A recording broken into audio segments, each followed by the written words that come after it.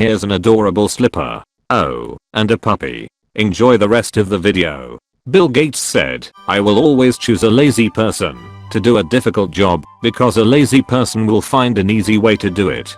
What's a real life example of this? My brother gave my oldest nephew $10 a week if he did all his chores without needing to be told or complaining. One day he gets home early from work and sees the neighbor kid tossing a bag in the trash. He asks him what he is doing, and the kid says he gets $5 a week to take care of a few chores. My nephew outsourced his chores. Outsourcing and child labor? This kid's destined to be a Nike CEO one day. Nephew it.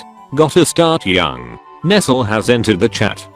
I plug clocks in at midnight, so they are already set. Trip the main fuse in the house at midnight to do all the appliances too lol. I worked goods in for an aircraft manufacturer as a summer job at university. Parts would arrive, we'd open them, and key in all the details into a terminal. That bit was long-winded. I discovered the terminal keyboard has assignable shortcuts, and set up a bunch of them for all the boilerplate such that keying in an item was about 6 keystrokes. Saved myself and my workmate hours every day, which we would spend pranking each other warehouse staff and staff at other sites. Made yourself more efficient and use the extra time to make your colleagues less efficient. Fairness balanced meme.jpg. Years ago as a student I got a job stocking shelves.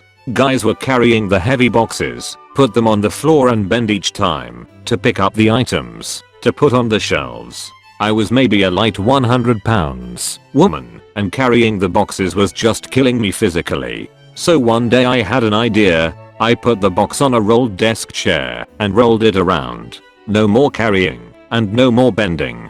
Funny thing is that, instead of doing the same thing, most of the guys called me lazy and kept carrying the heavy boxes just to prove how strong they were. Now they have special rolling carts to do the job. Screw lazy, screw strong. I would copied you without a second thought. Hell yeah. You don't get bonus pay for having an aching back. An engineer spent hours developing a program so they could start the coffee pot from their desk and not have to wait for coffee when arriving in the break room. That's pretty much how the first webcam was created too. Lazy computer engineers wanted to see if there was coffee in the pot. I'm so unbelievably happy that this is true. Every year in the Canadian winter, power lines would fail due to the weight of the snow. It took many days to build up enough to break a line. So they employed a team to walk the routes and shake the poles to loosen the snow. One day they saw a bear shaking the poles and realized that if they could get the bear to do it, they wouldn't need to walk the route. So they gave one guy a bucket of honey and he'd walk the route painting the sides of the poles with honey to attract the bears. It worked for a few more years, but this still takes a lot of time to do. So then they had the idea of flying a helicopter along the route with a trained sniper with honey paintballs that he'd shoot the poles with. On its maiden flight the helicopter passed the lines and the downdraft blew away all of the snow. The flights continue to this day, but without the sniper. Start of lockdown, my 9-year-old son was having worksheets emailed to complete at home. One day, left him at the laptop doing his maths while I made some dinner with my 3-year-old daughter. Walked into the living room with his dinner to find him asking the Alexa all of his maths questions. I was invited to my friend's yearly apple picking. It was a full day of apples and kids and filling a truck for the idea. I'm lazy and suggested we make the process more efficient with tarps on the ground. We managed in 2 hours what historically took all day. We didn't even get to the picnic lunch. Essentially, I ruined apple picking. I don't get it. What did the tarp do to save time? I'm guessing that they were shaking the trees, then picking up the apples that fell. So with the tarp down, all they had to do was grab the corners and pour into a container. My girlfriend will kill me for this, but duck it. I hate taking a finished toilet paper roll downstairs to throw it out. Me just leaving the empty roll in the bathroom annoys the crap out of my girlfriend. So I developed this strategy. When there was only a few sheets left, I'd start using sheets from a new roll and leave the old roll with sheets still on it. That way, she'd always be the one to finish the roll and have to take the empty one downstairs. Back in high school, a lot of kids used to walk through his park to get home/to school. A portion of the path went into the woods because it was just quicker than walking the actual trail. At one point in the walk through the woods, you had to go up this small but tedious hill. Nothing major, but it took like 10 seconds of hard work to go up it. You couldn't go around because one side was a small cliff to the creek below and other side had dense trees. One summer, a bunch of us got together and decided to just dig through that hill to make it flat. It took like 14 of us 3 good days to get through it. It was a hard 3 days, but it was definitely worth it.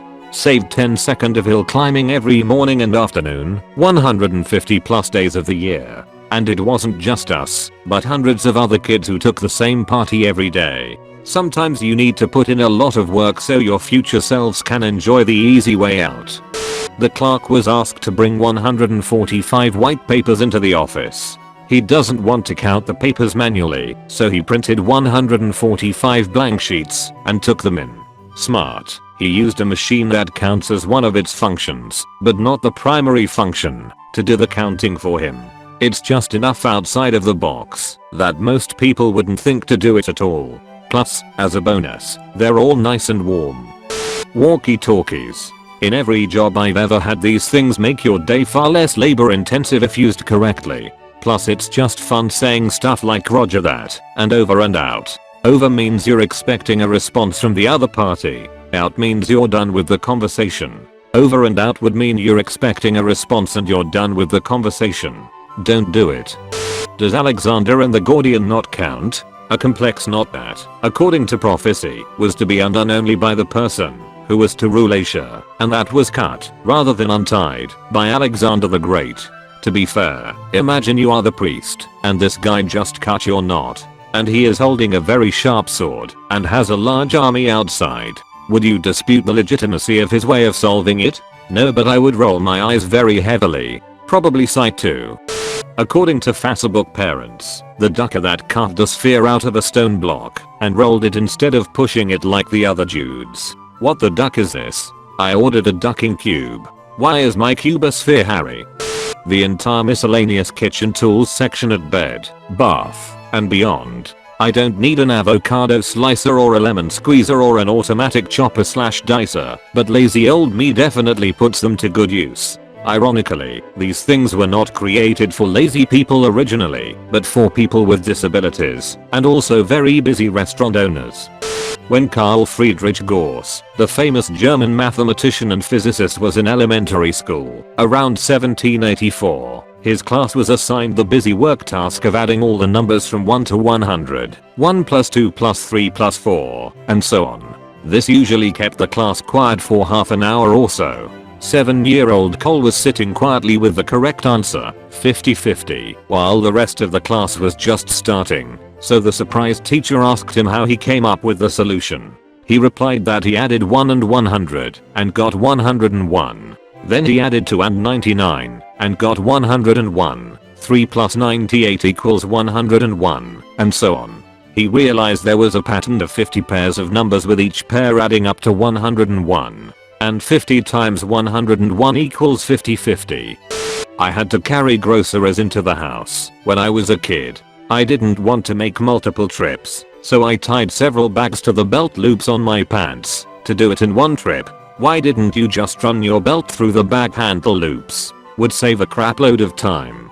I was working as a stock boy in a supermarket, and when we had to fill the milk cooler, people would bust open a 12-pack of milk cartons and put them in one by one. On my first day, I just placed the 12-pack in the cooler and cut the plastic off on one side with my box cutter and yanked it from under it, and the look of the store manager and the other employee who was training me was pure bewilderment.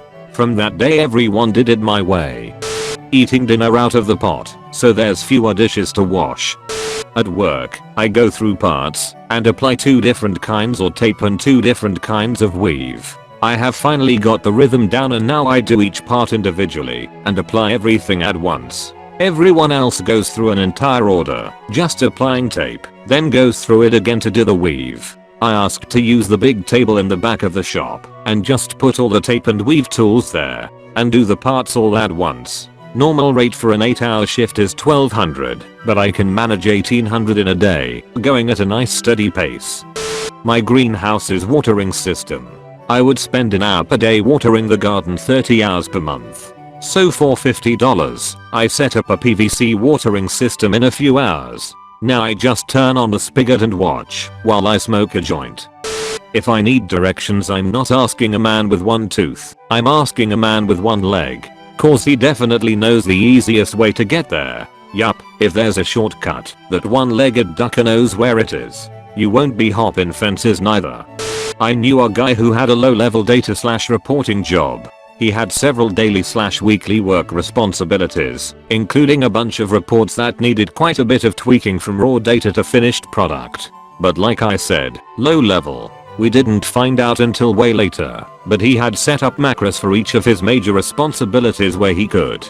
Once set up, he'd just run the macros to do his work, but then he'd, smartly, hold off on delivering the reports until just a little before the deadlines. He'd hit every assignment and was seen as reliable. He also would complain about the workload, so people would leave him with that work. I doubt he did a full hour of work a day after he set up what he did. Eventually he left the job for one with better pay. But damn, did he work lazy. Also, he was smart not to reveal until the end, because had he told them about it, he would have gotten a pat on the back and would have been given a whole other workload on top of maintaining those macros/etc. Dude milked the job, not the other way around.